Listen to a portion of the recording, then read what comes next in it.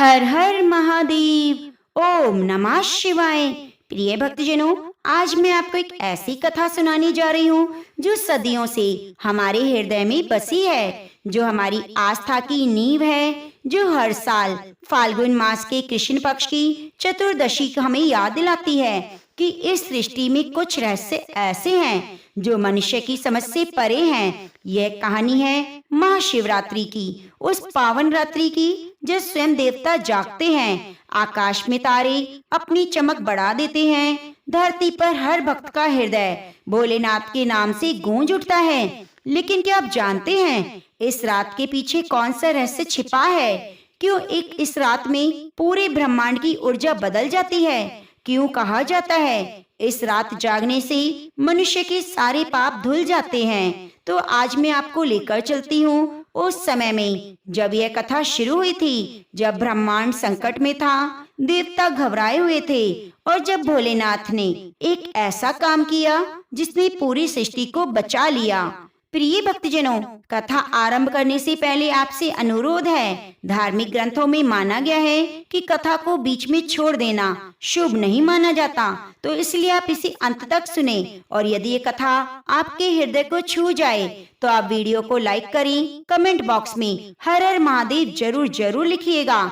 तो आइए भगवान भोलेनाथ की उस रहस्यमयी कथा को सुनते हैं। बहुत पुरानी बात है, इतनी पुरानी कि समय भी उसे गिन नहीं सकता। देवता असुर दोनों ही अमृत पाना चाहते थे, अमृत जो उन्हें अमर बना दे, जो उन्हें अजय शक्ति प्रदान करे। लेकिन अमृत कहाँ था? वो छिपा था क्षीर सागर की गहराइयों में। देवराज इंद्र ने सभा बुलाई। देवताओं के चेहरे पर चिंता की लकीरें साफ दिखाई दे रही थी। ब्रह्मा जी ने कहा, हमें समुद्र मंथन करना होगा, यह एक रास्ता है अमृत पाने का। लेकिन विष्णु भगवान मुस्कुराए और बोले, देवताओं, अकेले तुम यह काम नहीं कर सकते, तुम्हें असुरों की मदद लेनी होगी। यह सुनकर सभी देवता हैरान रह गए।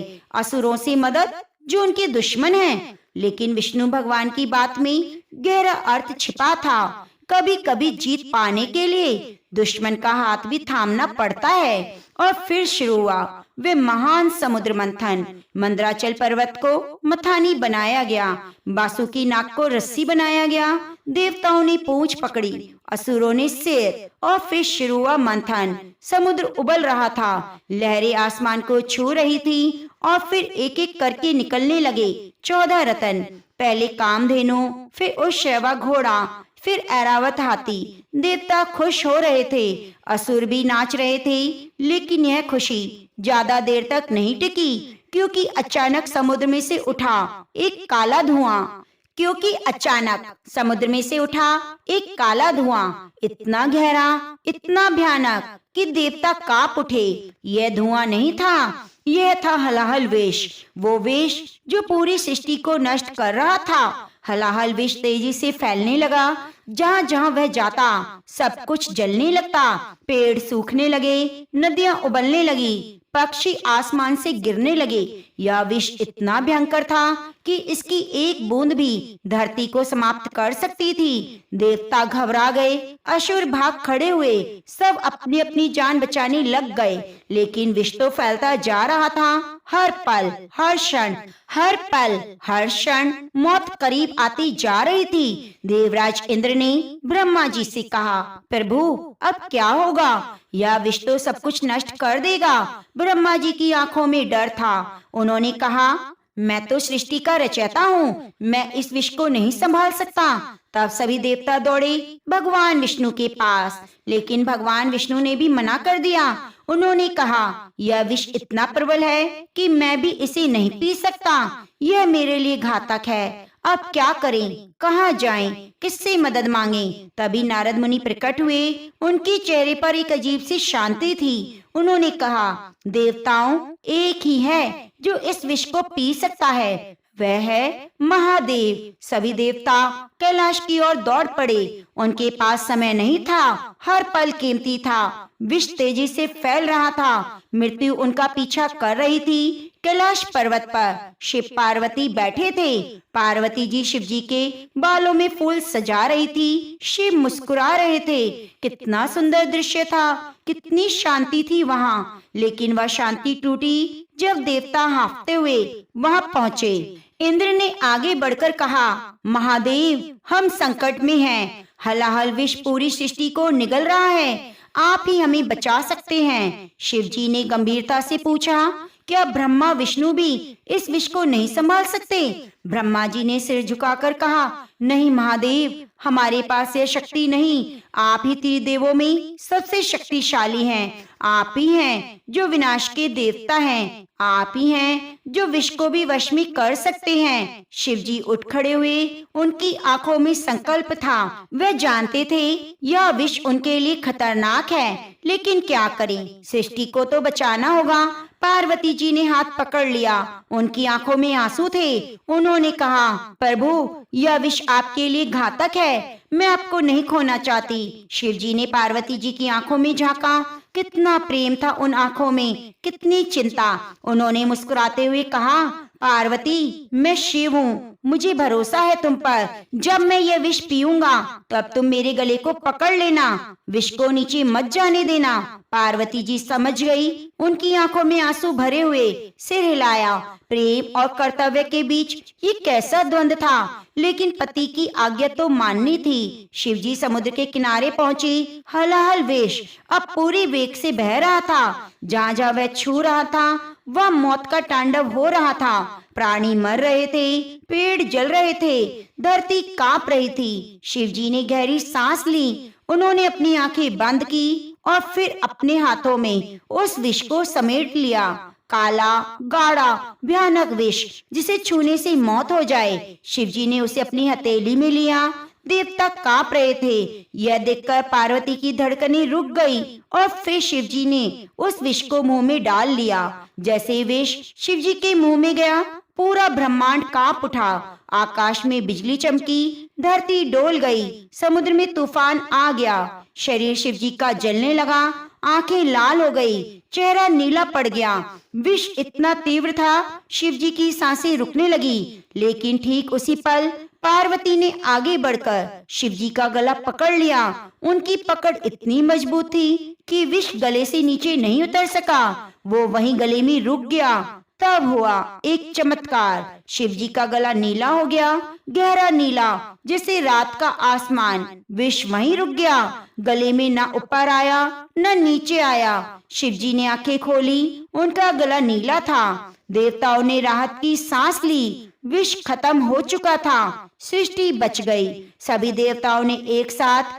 जयकारा लगाया, नीलकंठ महादेव की जय हो। उस दिन से शिवजी को नीलकंठ कहा जाने लगा। वह जिन्होंने पूरी सृष्टि को बचाने के लिए विष पी लिया। जब शिवजी ने विष पिया तो शरीर जलने लगा। विष भले ही गले में रुक गया, लेकिन उसका असर पूरे शरीर पर हो रहा था। शिवजी को भयंकर पीड़ा हो रही थी। पार्वती जी घबरा गई। उन्होंने देवताओं से कहा, शिवजी को ठंडक चाहिए, जल्दी कुछ करो। देवताओं ने गंगा जी को बुलाया।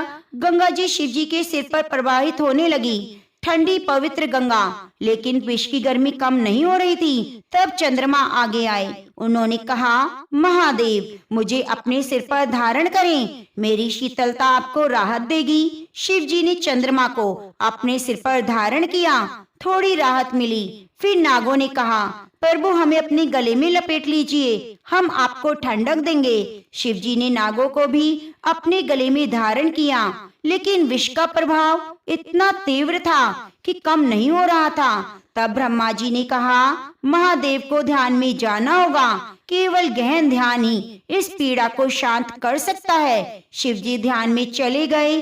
देवताओं को डर था, अगर शिवजी ध्यान में रहते हुए सो गए तो क्या होगा? विष पूरे शरीर में फैल जाएगा। इसलिए देवताओं ने निर्णय लिया। उन्होंने कहा, हम पूरी रात जागेंगे, हम शिवजी की स्तुति करेंगे, मंत्र जपेंगे, ताकि शिवजी जागते रहें। हम उन्हें सोने नहीं देंगे। उस रात सभी देवता जागे। उन्होंने शिवजी की स्तुति की, नमः शिवाय का जाप किया, घंटे बजाए, शंख फूके। पूरी रात देवता जागते रहे, शिवजी भी ध्यान में जागते रहे और धीरे धीरे विष का असर कम होता गया।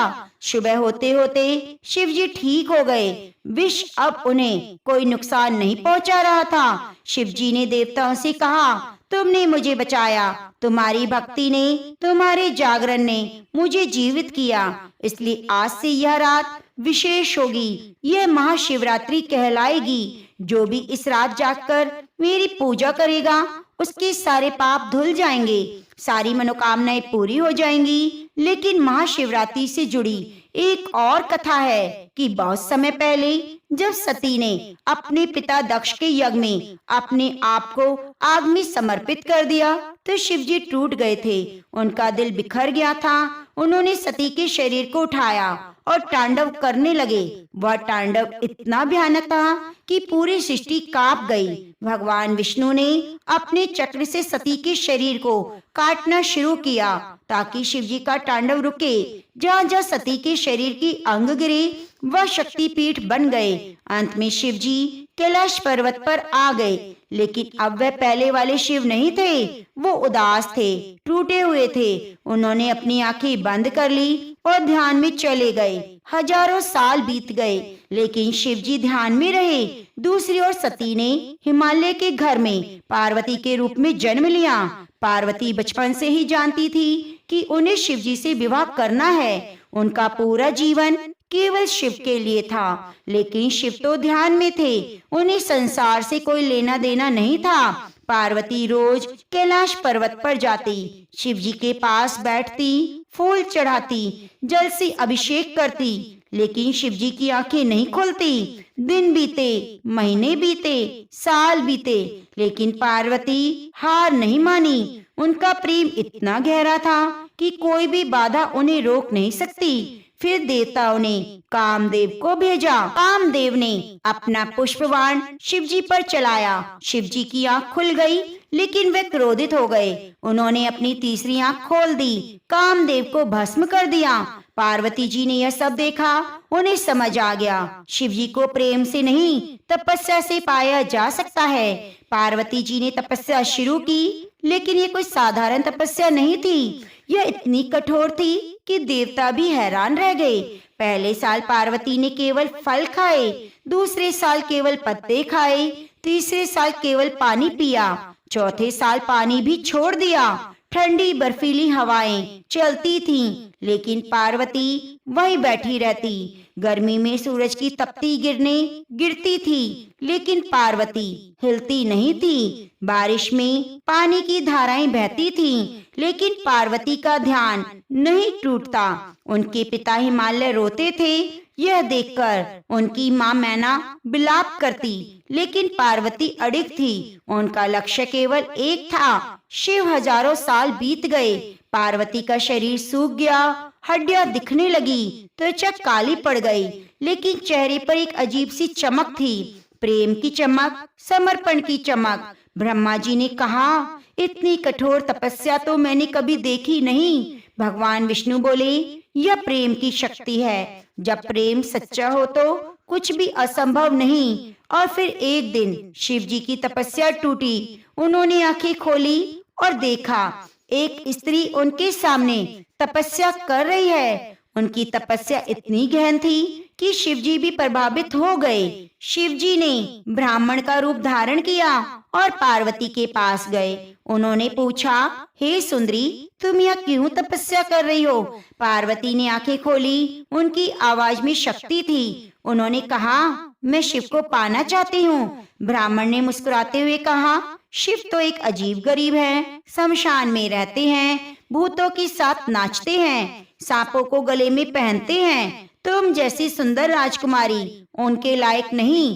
पार्वती के चेहरे पर गुस्सा आ गया। उन्होंने कहा, तुम शिव के बारे में क्या जानते हो? वे सबसे महान हैं, वे त्रिदेवों में सबसे शक्तिशाली हैं, वे भोले हैं, दयालु हैं, उनसे बड़ा कोई नहीं। मैं उन्हीं से विवाह करूंगी, चाहे कुछ भी हो जाए। यह सुनकर शिव प्रसन्न हुए। उन्होंने अपने असली रूप में आए। पार्वती के आंसू निकल आए। शिव ने कहा, पार्वती, तुमने मुझे जीत लिया। तुम्हारे प्रेम ने, तुम्हारी तपस्या ने मुझे पिघला दिया। मैं तुमसे विवाह करूंगा। और फिर तय हुआ विवाह। लेकिन कौन सा दिन, कौन सी तिथि? ब्रह्मा जी ने पंचांग देखा और कहा, फाल्गुन मास के कृष्ण पक्ष की चतुर्दशी ये सबसे शुभ दिन है। इस दिन शिव और शक्ति का मिलन होगा। पूरे ब्रह्मांड में खुशी की लहर दौड़ गई। देवता तैयारियां करने लगे। हिमालय ने अपने राज्य को सजाया। विवाह की रात आई। वह थी महाशिवरात्रि की रात। पूरी रात जश्न मनाया गया। देवता जागे, गंधर्वों ने गीत गाए, अप्सराएं नाची, शिवजी बारात लेकर आए। उनकी बारात कोई साधारण नहीं थी। उसमें भूत थे, प्रेत थे, नाग किन्नर थे, सब विचित्र रूप में थे। जब मैना ने बारात देखी तो वे बेहोश हो गई। उन्होंने सोचा, ये कैसा वर मिला है मेरी पार्वती के लिए, ये कैसी बारात है। लेकिन पार्वती तो शांत थी। उन्हें पता था शिव का रूप नहीं, उनका हृदय देखना है। विवाह हुआ। शिव पार्वती ने फेरे लिए। उन्होंने एक दूसरे को वरमाला पहनाई और वह बन गए अर्धनारीश्वर, आदि शिव, आदि शक्ति। उस रात पूरा ब्रह्मांड जागा। सबने शिव पार्वती के विवाह का जश्न मनाया और तभी से यह परंपरा बन गई कि महाशिवरात्रि की रात जागना शुभ है।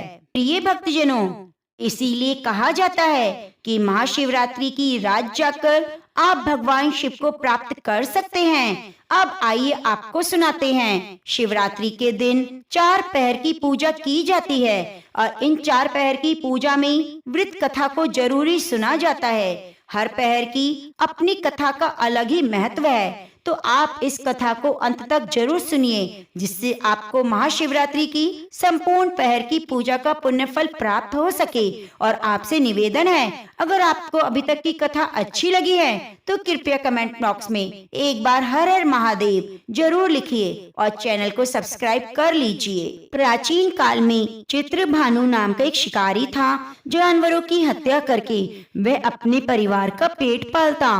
वह एक साहूकार का कर्जदार था, लेकिन उसका ऋण समय पर नहीं चुका पाया। तब क्रोधित होकर साहूकार ने शिकारी को शिव मठ में बंदी बना लिया। संयोग से उस दिन शिवरात्रि थी। साहूकार के घर पर पूजा हो रही थी। तब शिकारी भी ध्यान मग्न होकर भगवान शिव की कथाओं को सुन रहा था। चतुर्दशी को उसने शिवरात्रि व्रत की कथा भी सुनी। शाम होते होते साहूकार ने उसे अपने पास बुला लिया और ऋण चुकाने के बारे में बात की। तो शिकारी ने अगले दिन साहूकार का सारा कर्ज चुका देने की बात की। तब साहूकार ने उसे बंधन से मुक्त कर दिया। अपनी दिनचर्या की तरह वह शिकारी जंगल में शिकार करने के लिए निकला, लेकिन दिन भर बंदी गृह में रहने के कारण वह भूख प्यास से व्याकुल था। शिकार ढूंढता रहा। वह बहुत दूर निकल गया। जब अंधेरा हो गया तो उसने सोचा, अब तो रात जंगल में ही बितानी पड़ेगी। वह जंगल में एक तालाब के किनारे बेल वृक्ष पर चढ़कर रात बीतने का इंतजार करने लगा। बेल के पेड़ के नीचे एक शिवलिंग था जो बेल पत्र से ढका हुआ था। शिकारी को इस बात का पता नहीं चला। वह जो टहनियां तोड़ रहा था संयोग से उस शिवलिंग पर गिरती जा रही थी। इस प्रकार भूखे प्यासे शिकारी का व्रत भी हो गया और शिवलिंग पर बेल पत्र भी चढ़ गए। एक पैर रात बीत जाने पर एक गर्भनी हिरनी तालाब पर पानी पीने पहुंची। शिकारी ने उसे देखा तो धनुष पर तीर चढ़ाकर जैसे डोरी खींची। हिरनी बोल उठी, मैं गर्भिणी हूँ, जल्दी ही बच्चे को जन्म दूंगी। तुम एक साथ इस तरह 2 जीवों की हत्या करोगे तो ठीक नहीं। मैं अपने बच्चे को जन्म देकर जल्दी ही तुम्हारे सामने आ जाऊंगी, तब तुम मुझे मार डालना। शिकारी ने प्रत्यंचा ढीली कर दी और हिरनी भी देखते देखते जंगली झाड़ियों में गायब हो गई। डोरी ढीली करने और चढ़ाने के वक्त कुछ बेलपत्र अनायास ही टूटकर शिवलिंग पर गिर गए। इस प्रकार शिकारी के द्वारा अनजाने में ही शिवरात्रि की प्रथम पहर की पूजा हो गई। कुछ देर के बाद एक और हिरनी वहां से निकली। शिकारी की खुशी का ठिकाना नहीं रहा। पास आने पर उसने धनुष पर बाण चढ़ाया। तब उसे देखकर हिरनी ने विनम्रता पूर्वक निवेदन किया, हे शिकारी, मैं थोड़ी देर पहले ऋतु से निवृत्त हुई हूँ, कामातुर विहरिणी हूँ, अपने प्रिय की खोज में भटक रही हूँ। अपने पति से मिलकर मैं जल्दी ही तुम्हारे पास आ जाऊंगी। तब शिकारी ने उसे भी जाने दिया। 2 बार शिकार को खोकर अब उसका माथा ठनका। शिकारी चिंता में पड़ गया। रात का आखिरी पहर बीत रहा था। इस बार भी धनुष से लगाकर कुछ बेलपत्र शिवलिंग पर जा गिरे। दूसरे पहर की पूजा भी हो गई। तभी एक और हिरनी अपने बच्चों के साथ उधर से निकली। शिकारी के लिए यह स्वर्णिम अवसर था। उसने धनुष पर तीर चढ़ाने में अब बिल्कुल देर ना की। वह तीर छोड़ने वाला था कि हिरनी बोल उठी, हे शिकारी, मैं इन बच्चों को इनके पिता के पास छोड़कर आ जाऊंगी। इस समय तुम मुझे मत मारो। शिकारी हंसने लगा, बोला, सामने आए शिकार को छोड़ दूं? मैं इतना मूर्ख नहीं। इससे पहले भी मैं 2 बार अपना शिकार गंवा चुका हूँ। मेरे बच्चे भी भूख प्यास से व्याकुल हैं। उत्तर में हिरनी ने कहा, जैसे तुम्हें अपने बच्चों की ममता सता रही है, ठीक वैसे ही मुझे शिकारी, मुझ पर विश्वास करो, मैं इनको पिता के पास छोड़कर तुरंत वापस आ जाऊंगी। हिरनी का दीन स्वर सुनकर शिकारी को उस पर दया आ गई। उसने उस हिरनी को भी जाने दिया।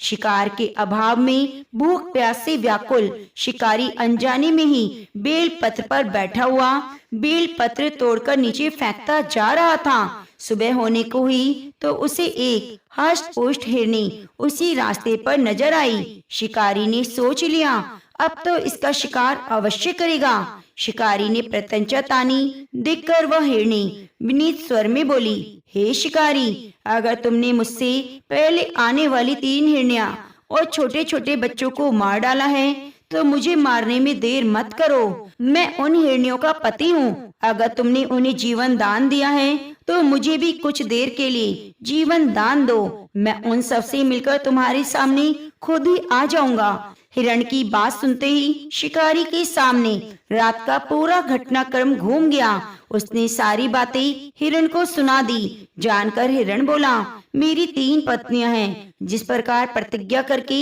यहाँ से गई हैं, मेरी मृत्यु से वे अपने धर्म का पालन नहीं कर पाएंगी। इसलिए हे शिकारी, जैसे तुमने उस पर विश्वास करके उन्हें छोड़ा है, वैसे ही मुझे भी जाने दो। मैं उन सबके साथ तुम्हारे सामने जल्दी ही आऊंगा। शिकारी ने हिरण की बात मानकर उसे जाने दिया। इस प्रकार प्रातः हो गई। उपवास, रात्रि जागरण और शिवलिंग पर बिलपत्र चढ़ने से अनजाने में ही शिकारी से शिवरात्रि की पूजा पूरी हो गई। अनजाने में की गई पूजा का परिणाम उसे तत्काल मिल गया। शिकारी का हिंसक हृदय निर्मल हो गया, कोमल हो गया। अब उसके हृदय में भगवत भक्ति का वास हो गया। थोड़ी ही देर बाद देखते ही देखते वह हिरण अपने पूरे परिवार के साथ उसके सामने उपस्थित था ताकि वह उन्हें मारकर शिकार कर सके। किंतु जंगली पशुओं की ऐसी सत्यता, सात्विकता और सामूहिक प्रेम भावना देखकर शिकारी को बड़ी गिलानी हुई। उसे शर्मिंदगी हुई। उसने मृत परिवार को जीवन दान दे दिया। अनजाने में शिवरात्रि के व्रत का पालन करने पर शिकारी को अंत में मोक्ष की प्राप्ति हुई। जब यमदूत उसे लेके जाने लगे तो शिव गणों ने उन्हें वापस भेज दिया। शिकारी को शिवलोक में ले गए।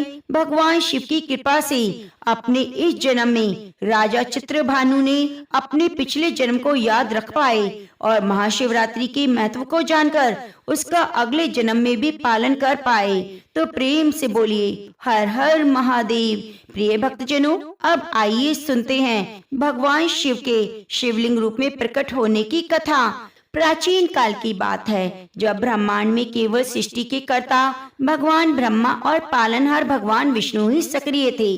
भगवान शिव की महिमा उस समय भी अपरंपार थी। परंतु एक बार एक ऐसा प्रसंग आया जब श्री ब्रह्मा जी और विष्णु जी के मध्य विवाद उत्पन्न हो गया कि दोनों में कौन श्रेष्ठ है। और यह विवाद इतना बढ़ गया कि दोनों अपनी शक्तियों का प्रदर्शन करना आरंभ कर देते हैं। देवताओं और ऋषि मुनियों ने भी इस विवाद को शांत करने का प्रयास किया, परंतु कोई समाधान नहीं निकला। तब स्वयं भगवान शिव ने इस विवाद को दूर करने का निश्चय किया। भगवान शिव के ऐसा पूछने पर कि आप दोनों में कौन श्रेष्ठ है, तब भगवान ब्रह्मा जी ने कहा, प्रभु, मैं सृष्टि का रचनाकार हूँ। मेरे बिना कोई जीव अस्तित्व में नहीं आ सकता। मैं ही सृष्टि का आदि कारण हूँ, अतः मैं श्रेष्ठ हूँ। भगवान विष्णु ने उत्तर दिया, महादेव, सिर्फ रचना करना ही तो सब कुछ नहीं। जब तक उसे सही मार्गदर्शन और पालन ना मिले तब तक सृष्टि का कोई महत्व नहीं। मैं पालन करता हूँ, इसलिए मैं श्रेष्ठ हूँ। दोनों में वाद विवाद बढ़ गया कि धीरे धीरे अहंकार में बदल गया। दोनों के अहंकार को समाप्त करने के लिए तभी अचानक ब्रह्मांड में एक अद्भुत अद्वितीय तेज प्रकट हुआ। यह एक अनंत प्रकाश स्तंभ के रूप में था जो आकाश से पाताल तक फैला हुआ था।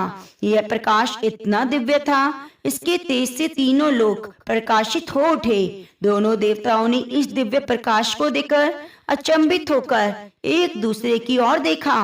तभी एक दिव्य आकाशवाणी हुई, यह तेज पर ब्रह्म भगवान शिव का स्वरूप है। यदि तुम दोनों अपनी श्रेष्ठता सिद्ध करना चाहते हो तो उसका प्रकाश स्तंभ के अंत को खोजो। जो इसका अंतिम छोर खोज लेगा वही श्रेष्ठ होगा। यह सुनकर भगवान विष्णु और ब्रह्मा जी ने चुनौती को स्वीकार किया। ब्रह्मा जी ने हंस का रूप धारण किया और प्रकाश स्तंभ के ऊपरी छोर को खोजने के लिए आकाश की ओर उड़ चले। भगवान विष्णु ने बराह रूप धारण किया और पृथ्वी के नीचे गहराई को खोजने के लिए पाताल की ओर चल पड़े। भगवान विष्णु बराह रूप में बहुत गहराई में गए, परंतु उन्हें इस ज्योतिर्लिंग का कोई अंत ना मिला। वे लाखों योजन अत्यधिक दूर चले गए, फिर भी स्तंभ का कोई अंतिम बिंदु दिखाई नहीं दिया। तब उन्हें समझ आ गया, यह ज्योति अनंत है, कोई सीमा नहीं, कोई खोज नहीं सकता।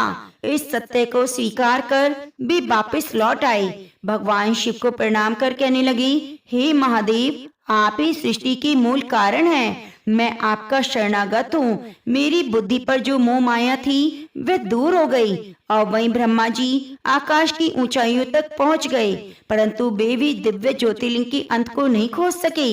लेकिन अहंकारवश उन्होंने सोचा, अगर मैं हार मान लूंगा तो मेरी श्रेष्ठता समाप्त हो जाएगी। तभी उन्हें केतकी का पुष्प नीचे गिरता हुआ मिला। ब्रह्मा जी ने उस केतकी के पुष्प से पूछा, क्या तुम इस प्रकाश स्तंभ के ऊपरी छोर से आए हो? केतकी के पुष्प ने उत्तर दिया, हाँ, मैं इस प्रकाश स्तंभ के ऊपरी भाग से गिरा हूँ। ब्रह्मा जी ने तब पुष्प को साक्षी बनाकर झूठ बोलने का निश्चय किया। वे लौटकर श्री विष्णु के पास आए, कहने लगे, मैंने इस प्रकाश स्तंभ का अंत पा लिया। तब भगवान विष्णु को ब्रह्मा जी की बात पर संदेह हुआ, लेकिन ब्रह्मा जी ने केतकी पुष्प को प्रमाण स्वरूप प्रस्तुत किया। तभी भगवान शिव वहां प्रकट हुए। उन्होंने क्रोधित होकर कहा, ब्रह्मा, तुमने झूठ बोलकर अपनी श्रेष्ठता सिद्ध करने का प्रयास किया, इसलिए अब से तुम्हारी कोई पूजा नहीं करेगा, तुम्हारे नाम से कोई मंदिर नहीं बनेगा। भगवान शिव ने केतकी के पुष्प से कहा, तुम झूठ का साथ देने के लिए दोषी हो। अब से मेरी पूजा में तुम्हें कभी अर्पित नहीं किया जाएगा। केतकी का पुष्प यह सुनकर कांप उठा। भगवान शिव से क्षमा मांगने लगा, परंतु शिव ने कहा, झूठ को किसी भी रूप में स्वीकार नहीं किया जा सकता। भगवान शिव ने फिर कहा, यह ज्योतिर्लिंग मेरा अनंत स्वरूप है। इसे जो सच्चे मन से पूजेगा उसके सभी पाप दूर हो जाएंगे। माँ शिवरात्रि के प्रथम पहर में इस कथा को सुनने और शिवलिंग का पूजन करने का विशेष महत्व बताया गया है। इस प्रकार जो भी भक्त इस कथा को माँ शिवरात्रि के प्रथम पहर में सुनता है, शिवलिंग का विधिवत पूजन करता है, वह समस्त दोषों से मुक्त होकर शिव कृपा को प्राप्त करता है। इस कथा को श्रवण करने से विशेष पुण्य की प्राप्ति होती है और भक्तों के अहंकार को त्यागने और सत्य के मार्ग पर चलने की प्रेरणा मिलती है। गौरी के तप से पिघले शंकर, मिला उन्हें वरदान, सिद्धि समृद्धि प्रेम सुख होता। शिव विवाह महान। भगवान शिव और माता पार्वती का विवाह केवल एक दाम्पत्य संबंधी नहीं बल्कि भक्ति, तपस्या, समर्पण की सर्वोच्च गाथा है। माता पार्वती के कठोर तप और भक्ति के कारण ही उन्हें भगवान शिव का वरदान प्राप्त हुआ।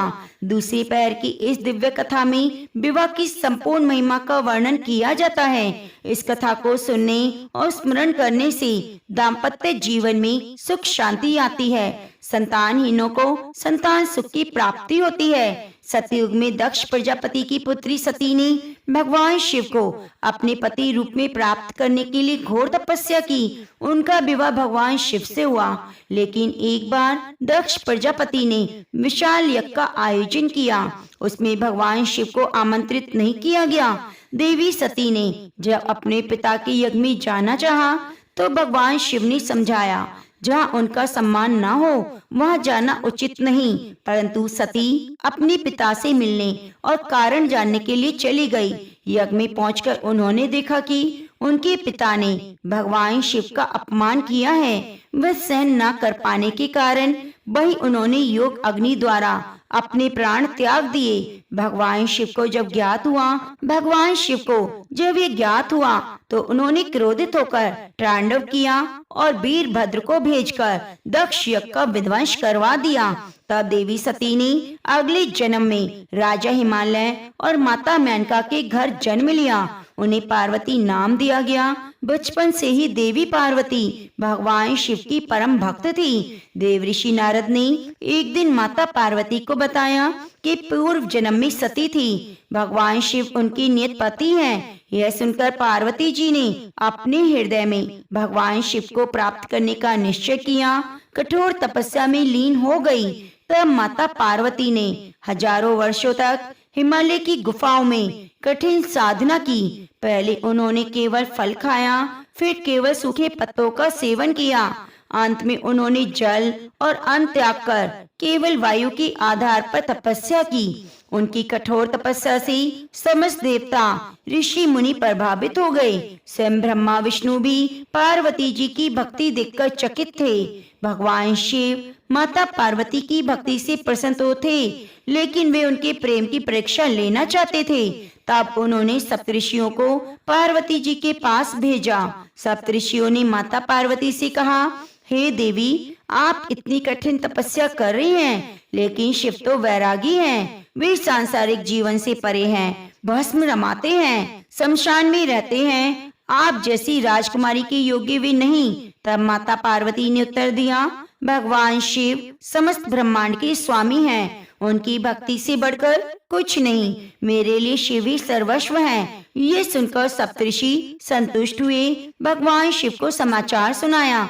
तब स्वयं भगवान शिव एक वृद्ध ब्राह्मण का रूप धारण करके देवी पार्वती के पास आए और उनसे बोले, हे देवी, तुम युवा, रूपवान और दिव्य गुणों से युक्त हो। मैं देख रहा हूँ तुम भगवान शिव के लिए कठिन तपस्या कर रही हो, लेकिन क्या तुमने सोचा है शिव जी की कोई संपत्ति नहीं। वे वनवासी हैं, भस्म लगाते हैं, मृग छाल धारण करते हैं। क्या तुम सच में ऐसा वर चाहती हो? माता पार्वती ने उत्तर दिया, हे ब्राह्मण देव, आप चाहे जो कहें, लेकिन मेरे लिए तो शिव ही सब कुछ है। उनके बिना मैं जीवन की कल्पना नहीं कर सकती। तभी भगवान शिव अपने वास्तविक रूप में प्रकट हुए और माता पार्वती से बोले, हे देवी, तुम्हारी भक्ति और तपस्या से मैं प्रसन्न हूँ। मैं तुम्हें अपनी अर्धांगिनी के रूप में स्वीकार करता हूँ। माता पार्वती ने बड़ी प्रसन्नता से मुस्कुराते हुए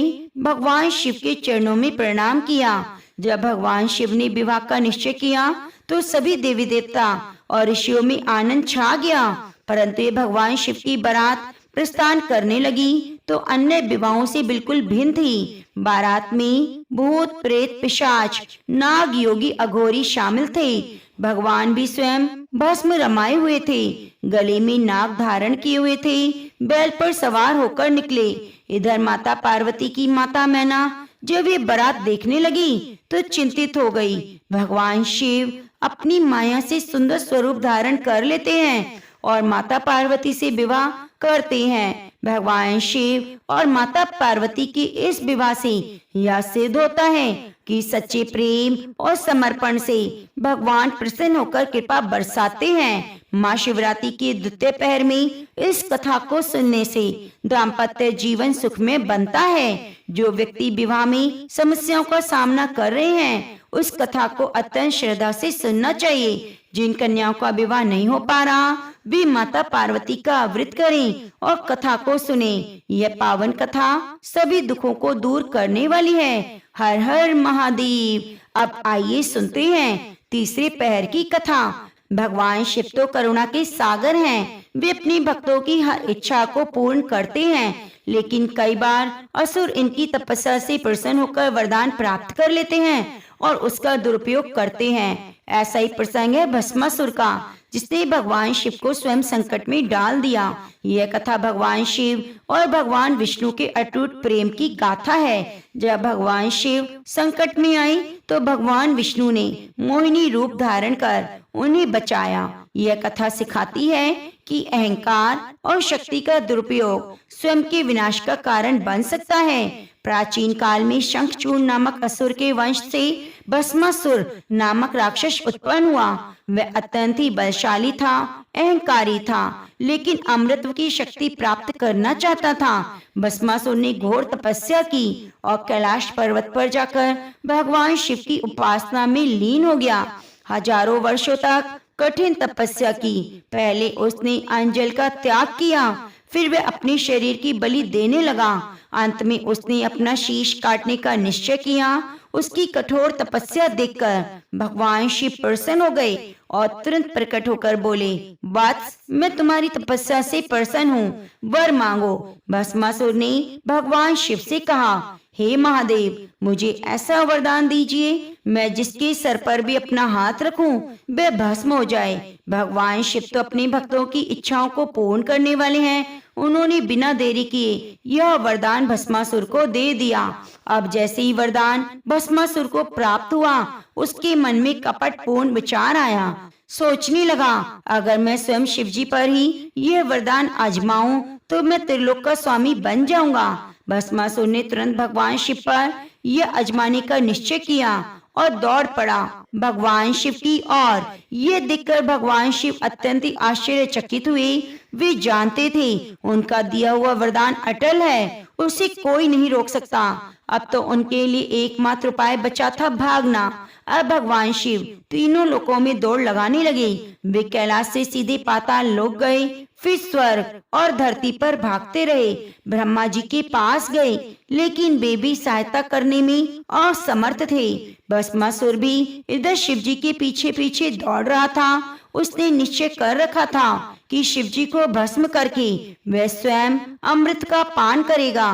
तब भगवान शिव ने अंत में भगवान विष्णु की शरण लेने का निश्चय किया। वे क्षीर सागर पहुँचे और भगवान विष्णु से अपनी समस्या कही। भगवान विष्णु शिव जी की संकट की बात सुनकर मुस्कुराए, कहने लगे, महादेव, चिंता मत कीजिए, मैं इस असुर का अहंकार मिटा दूंगा। तब भगवान विष्णु ने मोहिनी रूप धारण किया और मोहिनी रूप में अपार सौंदर्य से युक्त दिव्य नारी बन गए। उनका ऐसा रूप था कि कोई भी उन पर मोहित हो जाता। जब भस्मासुर शिव जी को खोजता हुआ वहां पहुंचा तो उसने मोहिनी को देखा, मंत्र मुग्ध हो गया। मोहिनी मुस्कुराते हुए कहा, हे भस्मासुर, तुम बहुत बलशाली हो, वीर लगते हो, बाकी तो सब ठीक है, क्या तुम मेरे समान नृत्य कर सकते हो? भस्मासुर, जो पहले मोहिनी पर मोहित हो चुका था, तुरंत नृत्य करने के लिए तैयार हो गया। अब मोहिनी ने नृत्य करना प्रारंभ किया। भस्मासुर भी उसके साथ साथ नृत्य करने लगा। मोहिनी ने धीरे धीरे हाथ उठाकर अपने सिर पर रखा।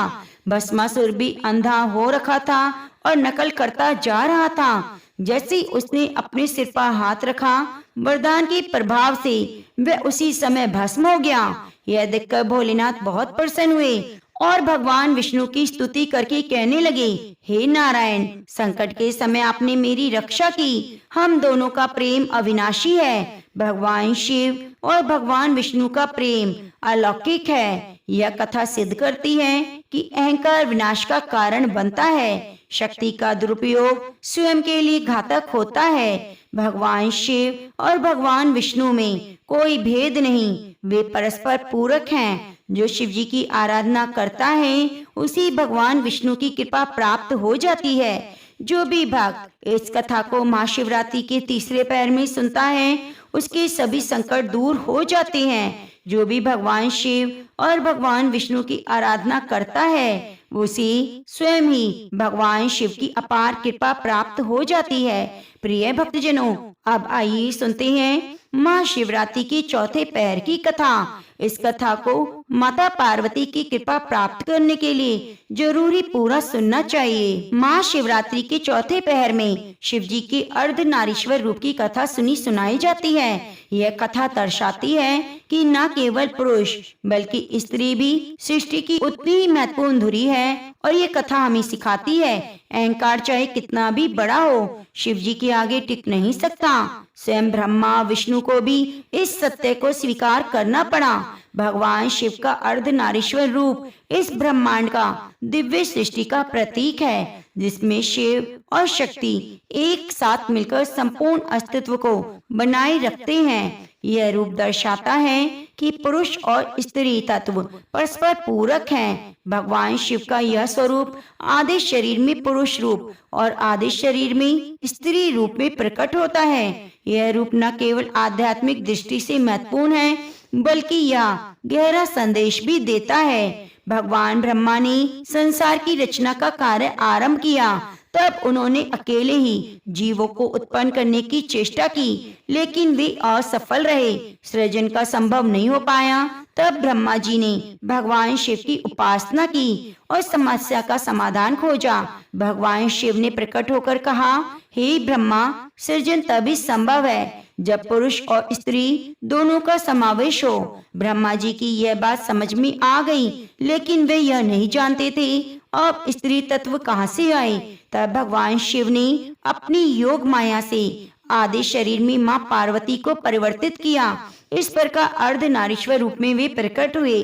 जब ब्रह्मा जी ने भगवान शिव के अर्धनारीश्वर रूप को देखा तो वे बहुत ही विस्मित हुए। शिव जी के इस स्वरूप से उनका दाहिना भाग पुरुष रूप में था और बायां भाग देवी शक्ति के रूप में। तब भगवान शिव ने ब्रह्मा जी को आशीर्वाद दिया, अब से संसार में पुरुष और स्त्री दोनों मिलकर सृजन करेंगे। पुरुष बीज दाता है, स्त्री जन्म दाता है, यही प्रकृति का अटल नियम होगा। ऐसा कहकर भगवान शिव ने अर्धनारीश्वर रूप से स्त्री शक्ति को पृथक कर दिया। अब माँ शक्ति स्वतंत्र रूप से विद्यमान हो गई। ब्रह्मा जी ने सृष्टि का सृजन प्रारंभ किया। देवताओं और ऋषियों ने भगवान शिव के अर्धनारीश्वर स्वरूप के दर्शन किए। वे शिव जी और शक्ति की इस अद्भुत लीला को देखकर मंत्र मुग्ध हो गए।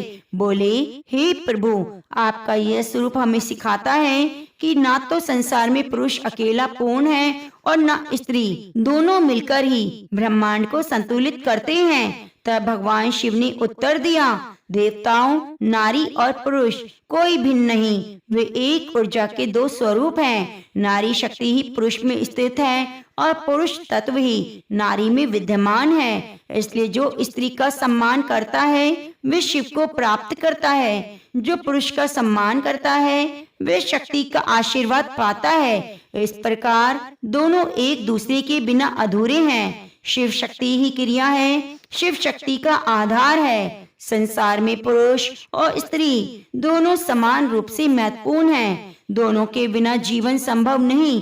इस प्रकार जो भी भक्त भगवान शिव के अर्धनारीश्वर रूप की आराधना करता है, उसके जीवन में प्रेम संतुलन बना रहता है। पति पत्नी इस दिन उपासना करें तो उनके बीच में अटूट प्रेम और समझ बनी रहती है। तो प्रेम से बोलिए गौरी शंकर भगवान की जय। प्रिय भक्तजनों, यदि आपको हमारे द्वारा सुनाई गई कथाएं अच्छी लगी हैं, तो कृपया चैनल को सब्सक्राइब करके बगल में बनी घंटी को दबा लीजिए और कमेंट बॉक्स में हर हर महादेव जरूर जरूर लिखिए। आप पर भोलेनाथ माँ गौरा पार्वती की कृपा सदा सर्वदा बनी रहे।